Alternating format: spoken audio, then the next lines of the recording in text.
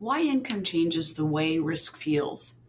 Early in an investing career, growth feels like the goal. You measure progress by account balances, by appreciation, by upward movement.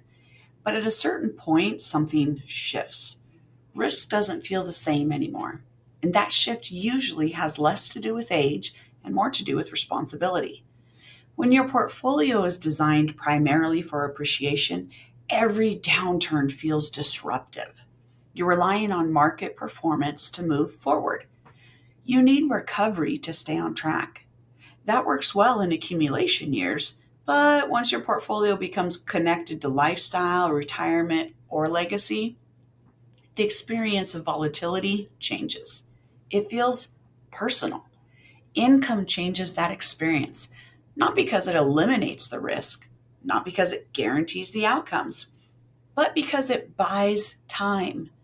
When a portfolio produces cash flow, you're not forced to sell assets to generate liquidity. You're less dependent on short term price recovery, and you have more flexibility in how you respond. Income creates breathing room, and breathing room changes behavior. Most investing mistakes don't come from bad intelligence, they come from pressure. Pressure to act, pressure to adjust, pressure to protect. Income reduces that pressure. It shifts the focus from what's my account value today to is my portfolio functioning? That's a very different mindset. This is one reason institutional investors often prioritize income producing assets, endowments, pensions, long horizon capital. They aren't trying to maximize upside every single year. They're trying to ensure continuity. They design portfolios to keep functioning regardless of headlines. Assets tied to real demand, housing, storage, production, energy, often generate income because they serve ongoing needs. People still need housing, businesses still need space, energy is still consumed. That doesn't remove risk, but it anchors the investment to usage, not sentiment.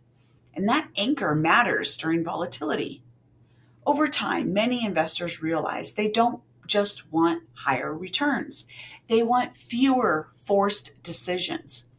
Income first thinking doesn't replace the growth, it balances it. And that balance changes how risk feels.